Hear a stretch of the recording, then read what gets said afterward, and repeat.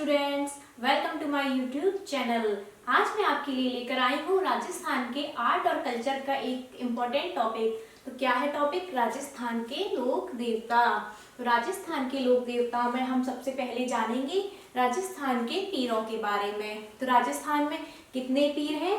राजस्थान में 5 पीर हैं। लेकिन ये पीर होते क्या हैं वो भी तो हमें पता होना चाहिए ना। पीर क्या होते हैं? ऐसे लोक देवता जिनकी पूजा हिंदू और मुसलमान दोनों ही करते हैं। हिंदू और मुसलमान दोनों ही जिनको पूजते हैं उन लोक देवताओं को कहते हैं पीर। क्या कहते हैं? पीर। और राजस्थान में कितने पीर हैं?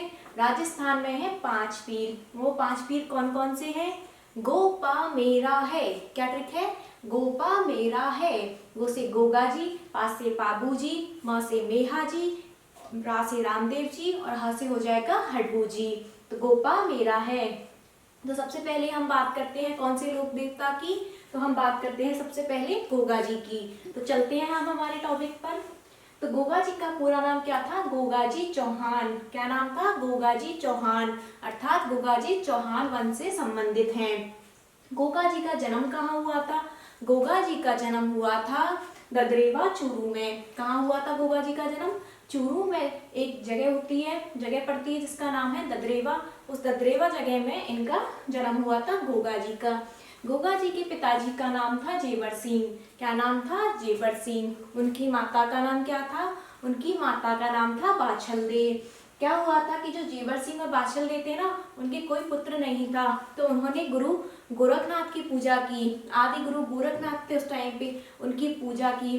तो गोरखनाथ जी ने प्रसन्न होकर उनको एक गूगल नामक फल दिया। गूगल नामक फल एक पेड़ होता है, झाड़ी होती है, गूगल कहते हैं, उसका फल या उसकी धूप दी थी, उससे गोगा जी का जन्म हुआ था। इसीलिए इनका नाम गोगा जी पड़ा था। किससे पड़ा था? गूगल नामक फल के कारण इनका नाम गोगा जी पड़ा था। और इनके गुरु का नाम क्या हो गया? गोरखनाथ। क्योंकि गोरखनाथ जी की वजह से इनका जन्म हुआ, तो इनके गुरु कौन हो जाएंगे? इनके गुरु हो जाएंगे गोरखनाथ जी। तो इनका जन्म हुआ था ददरेवा चूरू में। आपसे पूछे कि गोरखनाथ जी का जन्म हुआ कब था, तो आपको याद रहे कि भाद्रपद का महीना सबसे बड़ा होता है, उसमें कृष्ण भगवान का जन्म हुआ था। तो भाद्रपद कृष्ण भगवान का कब हुआ था? अष्टमी को। और कृष्ण भगवान के अगले दिन इनका हो गया, अर्थात नवमी को। तो इनका जन्म कब हुआ था? भादो के बड़े महीने की कृष्ण पक्ष की नवमी को इनका जन्म हुआ था। पिता का नाम जेवर सिंह, माता का नाम बाचल दे, गुरु हो गए इनके गोरखनाथ। गोरखनाथ जी की कृपा से इनका जन्म हुआ था, तो गुरु हो जाएंगे इनके गोरखनाथ। अब बात करें इनकी पत्नी की, तो इनकी पत्नी कौन थी? इनकी पत्नी का नाम था केलम दे। क्या नाम था? केलम दे। केलम दे कहाँ की थी? केलम दे जो थी वो कोलूमंड गांव जोधपुर की राजकुमारी थी। कहाँ की? कोलूमंड गांव जोधपुर की राजकुमारी थी केलम दे। ऐसा कहा जाता है कि जो केलम दे है ना, वो पाबूजी राठौड़ के बड़े भाई बूढ़ो जी राठौड़ की पुत्री है, अर्थात पाबू जी की भतीजी कहा जाता है। अब ये मिथक है या सत्य, ये तो आज तक पता नहीं लगा, लेकिन इनकी पत्नी का नाम केलम दे था। अब देखिए इससे क्या एग्जाम में क्वेश्चन पूछ लिए जाते हैं उनके माता पिता पत्नी और गुरु के बारे में। तो हम इनको कैसे याद रखेंगे? तो इनको याद रखेंगे, जो गोगा जी हैं, गोगा जी अपनी जेब में केले लेके रहते हैं, अर्थात गोगा जी की जेब में क्या रहते हैं? केले। तो गोगा जी से गोगा जी, और गो से उनके गुरु का नाम हो जाएगा गोरखनाथ। जेब, जे से जेवर सिंह उनके पिता का नाम, जेब ब से हो जाएगा बाछल दे उनकी माता का नाम। जेब में क्या लेके रहते हैं? केले। कैसे? केले। तो केले से हो जाएगा उनकी पत्नी केलम दे। तो ये चारों चीजें आपको क्लियर है। अब चलते हैं आगे। जो गोगा जी चौहान है, गोगा जी चौहान की सवारी क्या है? तो गोगा जी चौहान की सवारी है नीला घोड़ा। क्या सवारी है? गोगा जी किस पे सवार रहते हैं? गोगा जी नीले घोड़े पर सवार रहते हैं, और इस नीले घोड़े का नाम क्या है? गोगा बप्पा। उस नीले घोड़े को कहते हैं गोगा बप्पा, जिस पर गोगा जी रहते हैं सवार। अब एक बात आती है कि जो गोगा जी चौहान है, गोगा जी जो चौहान है, उन्होंने किसके साथ युद्ध किया था? तो गोगा जी जो चौहान है उनका युद्ध हुआ था महमूद गजनवी के साथ। तो जब महमूद गजनवी के साथ उनका युद्ध हुआ था, तो ऐसा कहते हैं कि युद्ध में उनका धड़ कट गया था। तो उनका जो धड़ और सिर अलग हो गया था, तो उनका जो सिर है वो चूरू में जाकर गिरा था, द्रेवा नामक स्थान पर, और उनका जो पूरा का पूरा धड़ है वो गिर गया नौहर तहसील हनुमानगढ़ में। तो इसीलिए उनका जो शीर्ष मेड़ी यानी जहाँ सर जाके गिरा वो बन गया सिर वाला मंदिर। मेड़ी मतलब मंदिर, तो उनका सिर का मंदिर कहाँ है? ददरेवा चूरू में। उनका धड़ कहाँ गिरा था? धड़ गिरा था उनका नौहर तहसील हनुमानगढ़ में, पूरा धड़ गिरा था। तो वहां पे उनकी धुर मेरी यानी धड़ को कह दिया है धुर, तो धुर यानी अपने शरीर का मंदिर कहाँ है? नौहर हनुमानगढ़ में। और इनका जो बड़ा मंदिर है वो नौहर हनुमानगढ़ वाले को ही माना जाता है। तो अगर आपसे पूछा जाए कि धुर मेड़ी जो है इसी को गोगा मेड़ी कहती हैं, कि गोगा मेड़ी कहाँ है, तो गोगा मेड़ी कहाँ है? गोगा मेड़ी नौहर तहसील हनुमानगढ़ में है। इनकी पत्नी का नाम मैंने आपको बता ही दिया, केलम दे। इनका जो थान होता है खेजड़ी के वृक्ष के नीचे होता है। गोगा जी की जो पूजा की जाती है, गोगा जी का जो स्थान जगह जगह बना होता है वो कहाँ होता है? खेजड़ी के वृक्ष के नीचे। एक कहावत भी है, गांव गांव खेजड़ी गांव गांव गोगो, गांव गांव खेजड़ी गांव गांव गोगो। जहाँ जहाँ खेजड़ी वहाँ वहाँ गोगा जी महाराज, जहाँ जहाँ खेजड़ी वहाँ वहाँ गोगा जी महाराज। तो जहाँ खेजड़ी के वृक्ष होंगे, खेजड़ी के वृक्ष के नीचे ही गोगा जी महाराज का थान होता है। तो ऐसा नहीं है कि उसमें गोगा जी की कोई मूर्ति रखी हो कि वो उनकी पूजा कर रहे हैं, नहीं नहीं, उनकी मूर्ति नहीं होती। गोगा जी महाराज को कहते हैं सांपों का देवता, सर्प रक्षक देवता। इनको सांपों का देवता कहा जाता है।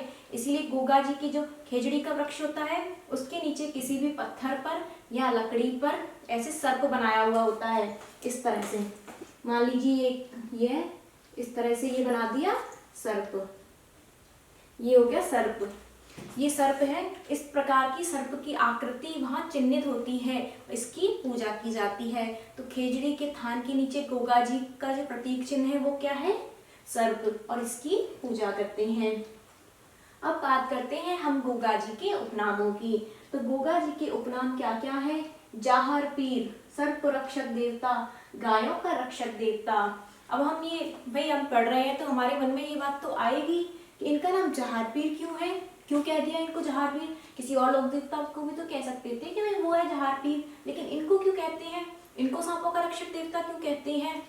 तो बिल्कुल कंफ्यूज होने की जरूरत नहीं है, क्वेश्चन उठेंगे मन में, लेकिन मैं हूं ना जवाब देने के लिए, मैं बताती हूँ। तो मैंने अभी आपको बताया था कि गोगा जी ने किसके साथ युद्ध किया था? महमूद गजनवी के साथ। हुआ क्या था? जो गोगा जी हैं, गोगा जी के मौसेरे कह लीजिए या चचेरे कह लीजिए, क्योंकि गोगा जी की जो मौसी है वो उनके चाचा जी के लिए ब्याही गई थी। तो इसीलिए गोगा जी के चचेरे या मौसेरे जो भाई हैं, चचेरे या मौसेरे भाई एक ही बात हो गई। चचेरे और मौसेरे भाई थे अर्जन और सर्जन। क्या नाम था? अर्जन और सर्जन। वो चिढ़ते थे गोगा जी से, भाई ये हमारे बड़े चाचा ताऊ जी के बेटे हैं, इनके पास तो बहुत संपत्ति है, हमें तो संपत्ति मिलेगी नहीं, तो क्या किया जाए? तो अर्जन और सर्जन चिढ़ के कहाँ चले गए? वो चले गए महमूद गजनवी के पास। उस टाइम क्या था? महमूद गजनवी भारत पर आक्रमण करता रहता था, आक्रांता था एक। तो ये लोग चले गए महमूद गजनवी के पास, उनसे कहा कि हमें हमारे भाई से ऐसे ऐसे पूरा चाहिए उनका राजपाट, हम नहीं चाहते कि उनको राजपाट मिले। तो महमूद गजनवी ने कहा मैं तुम्हारे लिए क्या करूं कि तुम हमारे साथ तो चलो और उनके साथ युद्ध करके उन्हें हरा दो। उन्होंने कहा ठीक है। महमूद गजनवी उनके साथ आ गया। अर्जन सर्जन ने गोगा जी के साथ किया धोखा। गोगा जी के राज्य में थी बहुत सारी गाय। क्या थी? बहुत सारी गाय थी। उन्होंने सारी की सारी गाय किसको दे दी? महमूद गजनवी को। सारी की सारी गायों को राज्य से लेकर कहाँ ले गए? महमूद गजनवी के पास। गोगा जी को पता चला, अरे ये तो हमारी राज्य की गायों को वहां छोड़ आए उसके पास, गजनवी के पास। तो फिर ये गए गजनवी के पास युद्ध करने। तो युद्ध में अर्जन सर्जन गजनवी सबके बीच में युद्ध हुआ था। तो जो महमूद गजनवी है उसके सामने गोगा जी ऐसे लड़ रहे थे बिल्कुल कि भाई उनको कुछ दिखाई नहीं दे रहा, बस धाए धाए धाए धाए धाए। उनको देखकर महमूद गजनवी चौंक गया। महमूद गजनवी ने कहा अरे ये तो ऐसे लड़ रहे हैं जैसे ऐसा लग रहा है साक्षात देवता लड़ रहे हो, साक्षात पीर लड़ रहे हो। महमूद गजनवी मुसलमान था और मुसलमान में जो भगवान होते हैं उनको कहते हैं पीर। जैसे हम कहते हैं भगवान है, देवता है, ऐसे ही मुसलमान लोग कहते हैं पीर। उनकी भाषा में भगवान को कहा जाता है पीर। तो उन्होंने कहा अरे ये तो साक्षात पीर है, ये तो जीता जागता भगवान है, साक्षात पीर। और साक्षात अर्थात उर्दू भाषा में साक्षात को कहते हैं जाहिर यानी प्रकट करना। तो जाहिर पीर इनका नाम था, जाहिर पीर, इसीलिए महमूद गजनवी ने इनका नाम दिया था जाहिर पीर। और फिर हम लोग बोलते बोलते लोकल लैंग्वेज में कुछ का कुछ तो कर ही देते हैं। तो जाहिर पीर का हो गया जाहर पीर। क्या हो गया? जाहर पीर अर्थात जिंदा पीर। तो आपसे एग्जाम में क्वेश्चन पूछ लिया जाए कि जिंदा पीर या जाहर पीर किसे कहते हैं, तो किसे कहते हैं? गोगाजी महाराज को कहते हैं। गोगाजी महाराज को जाहर पीर नाम दिया किसने था? तो वो नाम दिया था महमूद गजनवी ने। किसने दिया था? महमूद गजनवी ने। ग से गोगाजी, ग से गजनवी, उसने नाम दिया ज से जिंदा पीर या साक्षात पीर, जाहर पीर। और इन्होंने गायों को छुड़ाने के लिए युद्ध किया था, इसीलिए इनको गायों का रक्षक देवता भी कहते हैं। भाई गायों को छुड़ाने के लिए तो किया था, क्योंकि अर्जुन सर्जन इनके राज्य की गायों को ले गए थे, तो गायों को बचाने के लिए इन्होंने युद्ध किया, इसलिए इनको गायों का रक्षक देवता कहते हैं। अब बात आती है कि सर्प रक्षक देवता क्यों कहा जाता है या सर्पों का देवता क्यों कहा जाता है। ऐसा कहते हैं कि राजस्थान में कहीं किसी को सांप काट ले, स्पेशली पश्चिमी राजस्थान में अगर किसी को सांप काट ले तो गोगा जी के मंदिर में ले जाया जाता है। कहते हैं कि गोगा जी सर्प दंश का इलाज कर देते हैं। तो इनको सर्प रक्षक देवता क्यों कहा जाता है। एक बार जब इनका विवाह हुआ था केलमदे के साथ, तो केलमदे इनके साथ आ गई ससुराल, लेकिन कहते हैं वही सर्प ने घर में अंदर जाने से पहले ही केलमदे को काट लिया। केलमदे को काट लिया, केलमदे की हो गई मृत्यु। भाई नई नई शादी हुई है, पत्नी की मृत्यु कैसे बर्दाश्त कर लेगा इंसान, कैसे। और जो गोगा जी थे वो गुरु गोरखनाथ से उन्होंने शिक्षा दीक्षा ली हुई थी, तंत्र विद्या भी उनको आती थी। गुरुजी के भक्त थे, गोरखनाथ जी के भक्त थे, तो तंत्र विद्या तो इनको आती थी। इन्होंने उसी टाइम ऐसे फटाफट से मंत्र जपे, भगवान को याद किया, जितने भी मंत्र आते थे सारे जपे, और उन्होंने ऐसे मंत्र जपे कि सारे के सारे जितने भी सर्प थे वो एक एक करके इनके सामने आके मरते गए। कहते हैं इन्होंने कढ़ाई रख ली थी और नीचे उसमें आग लगा दी और उसमें तेल डाल दिया था कढ़ाई में, तो उस गर्म खौलते तेल में सर्प गिरते गए और मरते गए। इससे नागों के देवता इनके सामने प्रकट हो गए गोगा जी के आगे। इन्होंने कहा अरे प्रभु ये आप क्या कर रहे हो, सारे सर्पों को क्यों मार रहे हो। गोगा जी ने कहा तुम्हारे सर्पों ने तो मेरी पत्नी को मार दिया, मैं इनको कैसे छोड़ दूं, मैं तो नहीं छोड़ूंगा। उनका अरे नहीं नहीं ऐसा मत कीजिए, इस आपकी पत्नी को हम वापस से जिस सांप ने कटाया है उससे वापस जिंदा करवा देंगे, और आज से आपको सर्प रक्षक देवता कहा जाएगा। जहाँ जहाँ आप होंगे आपके नाम की राखी बंधी होगी, जो लोग आपको पूजेंगे उनको कभी सांप नहीं काटेगा, आप सर्प काटने का इलाज कर दोगे, इसीलिए आपको आज से सांपों का देवता कहा जाएगा, सर्प रक्षक देवता कहा जाएगा। इसीलिए इनको क्या कहा जाता है, सर्प रक्षक देवता। तो आपको पता चल गया इनके तीनों नाम कि जाहर पीर गजनवी ने कहा था, सर्प रक्षक देवता नामों के देवता ने वरदान दिया था, गायों का रक्षक इन्होंने गायों को बचाने के लिए युद्ध किया था, और कहते हैं इन्होंने महमूद गजनवी के साथ, कर्नल जेम्स टॉड ने बताया है, पता नहीं सही है गलत है, पर उन्होंने बताया है कि इन्होंने अपने 47 पुत्रों और 60 भतीजों के साथ महमूद गजनवी के साथ युद्ध किया था। अब बात करें इनके मंदिर की, तो मैंने आपको बताया दो मंदिर, सीर्समेड़ी धुरमेड़ी। सीर्समेड़ी और ये धुरमेड़ी को कहते हैं गोगामेड़ी, दो मंदिर हैं। और मेन मंदिर कौन सा है, गोगामेड़ी, जो कि नौहर हनुमानगढ़ में है। तो जो गोगामेड़ी मंदिर है उसकी विशेषता है कि वो क्या है, मकबरे नुमा बना हुआ है। कैसा बना है, मकबरे के समान। जैसे मुसलमानों के मंदिर होते हैं, मस्जिद होती है, उनमें मकबरा बना होता है ना, तो इनका मंदिर जो है मकबरे नुमा बना है। और मंदिर के मुख्य द्वार पर लिखा है बिस्मिल्लाह। बिस्मिल्लाह मतलब शुरू करना। अपने यहाँ कहते हैं श्री गणेश कीजिए, भाई शुभ कार्य श्री गणेश कीजिए, तो ऐसे ही इन लोग कहते हैं, मुसलमानों के कहा जाता है बिस्मिल्लाह कीजिए, अर्थात शुरू कीजिए, शुभ कार्य की शुरुआत कीजिए, इसीलिए वो लोग कहते हैं बिस्मिल्लाह। मैंने आपको बताया था कि गोगा जी जो हैं उनको हिंदू और मुसलमान दोनों ही मानते थे। पीर है ना, पीरों को हिंदू मुसलमान दोनों मानते हैं, इसीलिए इनके मंदिर की आकृति मकबरेनुमा और इनके मुख्य द्वार पर लिखा है बिस्मिल्लाह। और इनके इस मंदिर का निर्माण किसने करवाया था, फिरोज शाह तुगलक ने। किसने करवाया था, फिरोज शाह तुगलक ने इनके मंदिर का निर्माण करवाया था। देखिए मैंने आपको बता भी रखा हुआ इसमें, ये रहा निर्माण फिरोज शाह तुगलक ने करवाया था। फिरोज शाह तुगलक तो खुद मुसलमान थे, इसीलिए उन्होंने इनका मंदिर मकबरेनुमा बनवा दिया, उस पर बिस्मिल्लाह भी लिखवा दिया। और ऐसे भी कहा जाता है कि गोगा जी चौहान की आगे आने वाली बहुत सारी जो पीढ़ियां थी, बहुत पीढ़ियों आगे एक राजा हुए थे, एक और चौहान हुए थे, करम सिंह चौहान। क्या नाम था? करम सिंह चौहान। करम सिंह चौहान जो थे वो मुसलमान बन गए थे, उन्होंने मुस्लिम धर्म अपना लिया था और उनका नाम हो गया था कायम खान। क्या हो गया?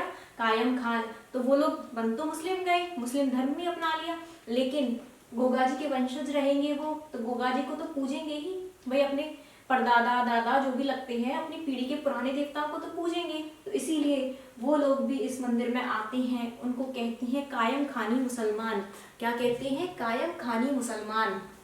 वो लोग भी इस मंदिर में आते हैं, इसीलिए इनको हिंदू और मुस्लिमों दोनों का ही देवता कहा जाता है। और फिर इस मंदिर का जब निर्माण हो गया तो इस मंदिर का अब पुनर्निर्माण करवाना जरूरी है भाई। थोड़े टाइम बाद मंदिर की दीवारें इधर उधर हो जाती हैं, दरारें पड़ जाती हैं, कुछ भी हो जाता है, तो इस मंदिर का पुनर्निर्माण करवाया था, या जो वर्तमान में स्वरूप दिया है वो दिया था बीकानेर के महाराजा गंगा सिंह ने। किसने दिया था? बीकानेर के महाराजा गंगा सिंह ने गोगा जी के मंदिर को वर्तमान स्वरूप दिया और उस पर क्या लिखवा दिया? मुख्य द्वार पर बिस्मिल्लाह तो लिखा हुआ है, उन्होंने क्या लिखवा दिया? ओम। क्या लिखवा दिया उन्होंने बिस्मिल्लाह के साथ ही ओम भी अंकित करवा दिया। निर्माण तो फिरोज शाह तुगलक ने करवाया था, वर्तमान स्वरूप दिया महाराजा गंगा सिंह ने। मंदिर की जो है मकबरे नुमा है और उसपे क्या लिखा है? बिस्मिल्लाह। एक मंदिर है इनका गोगा जी की ओल्डी। ओल्डी यानी पुरानी। गोगा जी की ओल्डी ये कहाँ पर है? ये है खिलेरियों की ढाणी में। खिलेरियों की ढाणी में जो कहाँ है? सांचौर में। पहले सांचौर आता था जालौर जिले में, वर्तमान में सांचौर खुद में ही एक जिला है, तो अब क्या कहेंगे? सांचौर जिले में आती है गोगा जी की ओल्डी। कहाँ पर है? खिलेरियों की ढाणी में गोगा जी की ओल्डी। ठीक है, कहाँ पर है? सांचौर। तो गोगा जी के 3 मंदिर हो गए प्रमुख, गोगा मैड़ी, गोगा मैड़ी नौहन हनुमानगढ़ में, शीर्ष मैड़ी हो जाएगा ददरेवा चूरू में, एक हो जाएगी गोगा जी की ओल्डी। और ये पूछा जाता है क्वेश्चन, ओल्डी मतलब झोपड़ी, कच्चा सा घर बना दिया उसमें ही पूजा कर रहे हैं वो। तो गोगा जी की ओल्डी हो जाएगी सांचौर में खिलेरियों की ढाणी नामक जगह पर। इनका मेला कब भरता है? भाद्रपद कृष्ण नवमी को ही इनका मेला पड़ता है। भाद्रपद कृष्ण नवमी को इनका मेला भरता है। अब बात करें नृत्य की, तो गोगा जी जो चौहान है तो उनके जो मंदिर या उनकी जो जगह है मंदिर गोगा मैड़ी, उसमें जो लोग आते हैं वो कौन सा नृत्य करते हैं? तो वो करते हैं सांकल नृत्य। तो गोगा जी की याद में कौन सा नृत्य किया जाता है? सांकल नृत्य किया जाता है। और गोगा जी की जो फड़ है उसका जब वाचन करते हैं तो कौन से वाद्य यंत्र का प्रयोग किया जाता है? तो गोगा जी की जब फड़ बाजते हैं तो उस टाइम ढेरू वाद्य यंत्र का प्रयोग किया जाता है। कौन से वाद्य यंत्र का? ढेरू वाद्य यंत्र का प्रयोग किया जाता है। अब इनके पुजारी की बात करी जाए, कंफ्यूजन तो है, मंदिर है, मस्जिद है, समझ में नहीं आ रहा, हिंदू भी पूज रहे हैं, मुसलमान भी पूज रहे हैं, तो पुजारी कौन रहेगा मंदिर में? पुजारी कौन है? हिंदू होगा, मुसलमान होगा, दोनों होंगे, कौन होगा? तो इनके जो मंदिर के पुजारी हैं हिंदू और मुसलमान दोनों ही हैं, लेकिन अलग अलग समय के लिए। जो गोगा जी के मंदिर में 11 माह तक पुजारी रहते हैं वो रहते हैं मुस्लिम धर्म के। 11 माह तक मुस्लिम धर्म के पुजारी रहते हैं और उन पुजारी को कहते हैं चोयल या चायल। क्या कहते हैं? चोयल। चोयल कह लीजिए, चायल कह लीजिए, दोनों ही सही है। कहीं कहीं आपको चोयल भी मिल जाएगा और कहीं कहीं चायल। तो मुस्लिम पुजारी को कहते हैं चोयल और सिर्फ 1 माह के लिए। 1 माह